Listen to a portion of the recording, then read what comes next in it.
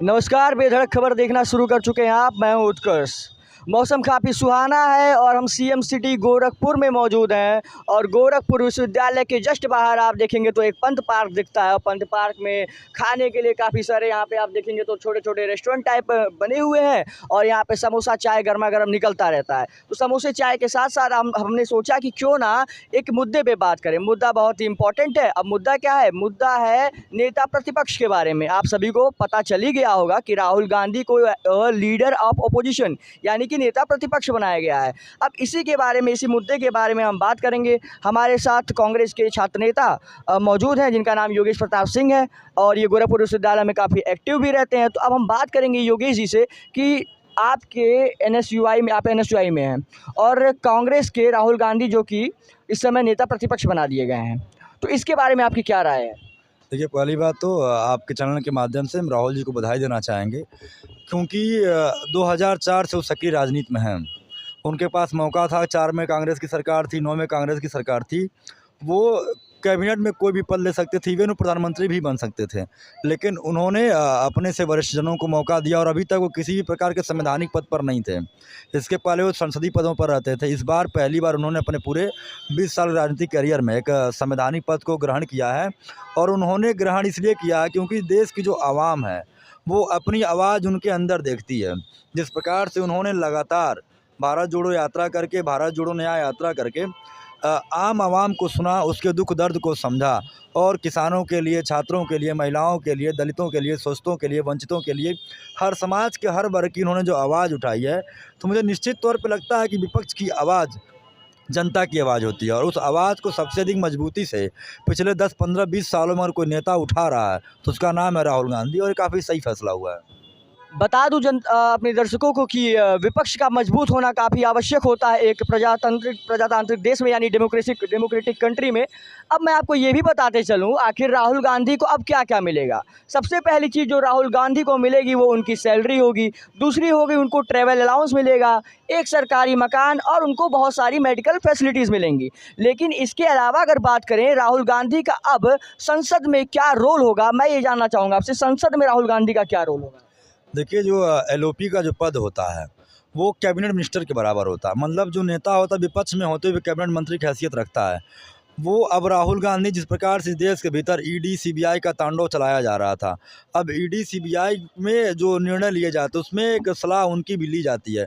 तो हमें पूरी उम्मीद है कि राहुल गांधी जो ईडी सीबीआई के द्वारा विपक्ष के नेताओं को, देश की आम आवाम को डराने का काम चल रहा था, उसमें जब उनका कौन डरा रहा था? कौन डरा रहा था? देखिए, सबको पता ईडी सीबीआई किसके हाथ में थी। किसके हाथ में बोल दीजिए ना। नहीं, खुल के बोल रहे हैं, नरेंद्र मोदी के हाथ में, अमित शाह के हाथ में, गृह मंत्रालय के अंडर सीबीआई ईडी वगैरह चीज़ें आती हैं। तो अब जो होगा ये चीज़ें थोड़ी कम होंगी और उसके बाद से जैसे मान लीजिए आपका नियंत्रक महालेखा परीक्षा की नियुक्ति होती है, सीबीआई में जो नियुक्तियां होती हैं, तो बहुत सारे जो देश की संवैधानिक संस्थाएं उसकी नियुक्तियों में भी नेता प्रतिपक्ष की बहुत बड़ी भूमिका होती है। और इतना ही नहीं, जब विदेश से कोई भी बड़ा नेता आता है तो सिर्फ देश के प्रधानमंत्री से ही नहीं मिलता है, वो नेता प्रतिपक्ष से भी मिलता है। तो इस प्रकार से जो देश की विपक्ष की आवाज़ रहेगी उस आवाज़ को भी सदन में बराबर सुना जाएगा। आपको बताते चलूं कि एक लोकसभा का लीडर ऑफ अपोजिशन कौन बन सकता है। लोकसभा का लीडर ऑफ अपोजिशन वो व्यक्ति बन सकता है जो लोकसभा का सदस्य हो और इसके साथ वो मुख्य विपक्षी पार्टी का नेता भी होना चाहिए। एक 10% का रूल है, आप उसके बारे में कुछ बताना चाहेंगे जो पहले से लागू हुआ है 10% रूल? नहीं, उसमें ये था कि जिस पार्टी को 10% वोट मिलता है उसे मुख्य विपक्षी दल का उसको दर्जा दिया जाता है और इस बार तो कांग्रेस पार्टी ने काफ़ी अच्छा परफॉर्मेंस किया है और हम लोगों का जो है कि सीट डबल हो गया, लगभग डबल हुआ है और वहीं भारतीय जनता पार्टी की सीटें 60-70 सीटें कम हो गई हैं।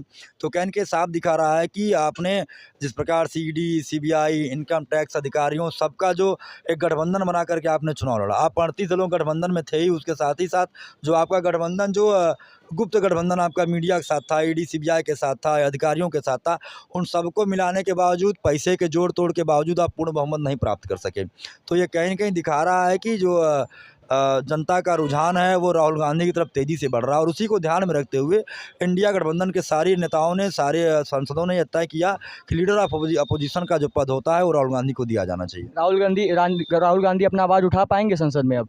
देखिए, ये तो आप देख रहे होंगे कि राहुल गांधी एक ऐसे नेता हैं जो कश्मीर से लेकर कन्याकुमारी तक मणिपुर से लेकर मुंबई तक जनता की आवाज़ उठा रहे हैं, तो संसद तो उनका मुफीद जगह है जहाँ पर उनके लिए कोई रोक टोक नहीं होगी, नेता प्रतिपक्ष होंगे अब। तो मुझे लगता है कि जनता की सारी आवाज़ सदन में आपको दिखाई पड़ेगी। नीट के ऊपर आप क्या बोलेंगे? नीट के ऊपर अभी वर्तमान एक बहुत बड़ा मुद्दा है। ये जो एनटीए है, ये एक प्रकार से षड्यंत्र के तरीके से और सुनियोजित तरीके से विद्यार्थियों के भविष्य को बर्बाद करने वाली एजेंसी बनाई गई है। ये नॉन ट्रस्टिंग एजेंसी है एनटीए। हाँ, ये नॉन ट्रस्टिंग एजेंसी है एनटीए। मतलब सोचिए, इस देश के भीतर सबसे अधिक परीक्षार्थी नीट की परीक्षा में बैठते हैं और जिसके पर्याप्त साक्ष्य, देखिए कल परसों में एक इंटरव्यू, एक स्टिंग ऑपरेशन चला जिसमें सुभाषपा के विधायक जो है कि स्पष्ट कर रहे हैं कि भाई जिस देश में हो क्या नहीं सकता है, और वो पेपर लीक कराने की बात को स्वीकार कर रहे हैं। इसके अलावा देखिए स्पष्ट है कि पेपर लीक हुआ है, मुकदमे दर्ज हुए हैं, सारे साक्ष्य हैं। उसके बाद भी पता नहीं धर्मेंद्र प्रधान जी को कौन सी मोटी रकम पकड़ाई गई है कि उनकी क्या मजबूरी है कि वे परीक्षा निरस्त नहीं कर रहे हैं। ऐसे ही आप देख लीजिए, यूजीसी नेट जेआरएफ की परीक्षा हुई, नीट पीजी की परीक्षा हुई, नीट यूजी की परीक्षा हुई, अभी बिहार में टेट की परीक्षा तो भी रद्द कर दी गई। तो जो ये सरकार ये कहती थी कि सब कुछ ठीक है, यहाँ पे सब कुछ लीक है। मामला एकदम उल्टा चल रहा है। ये सरकार हर मोर्चे पर वीक है, सारा पेपर लीक है। दर्शकों की जानकारी के लिए कुछ जानकारी देते चलता हूँ। सबसे पहले आपको बता दूं कि राहुल गांधी को लीडर ऑफ अपोजिशन बना दिया गया है। 10% रूल क्या होता है आपको बताते चलूँ कि लोकसभा के अगर आपके पास 10% सीट है तो आपको लीडर ऑफ अपोजिशन बनाया जाता है। अभी पिछले 10 सालों में कोई भी लीडर ऑफ अपोजिशन नहीं था। 2014-2019 की बात करें तो 2014 में कांग्रेस को 44 सीटें और 2019 में कुल 52 सीटें मिली हुई थी। लेकिन जब 2024 आता है तो कुछ मामला बदल जाता है और कांग्रेस को मिलती हैं कुल 99 सीटें। अब मैं आपको ये भी बताते चलूँ कि 10% की बात करें तो 54.3 का कुछ परसेंटेज निकलता है, जिसको हम 55 मान के चलते हैं। यानी 55 सीट चाहिए होती है अगर किसी भी पार्टी के व्यक्ति को लीडर ऑफ अपोजिशन बनाना है तो।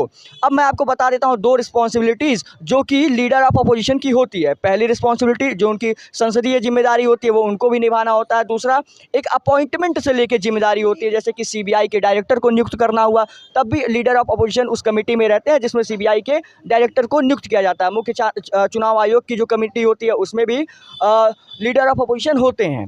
तो ये पूरी जो जानकारी थी ये leader of opposition Rahul Gandhi के बारे में थी और आप देख रहे थे बेधड़क खबर पर। आपको ये वीडियो कैसी लगी हो कमेंट बॉक्स में ज़रूर बताएं।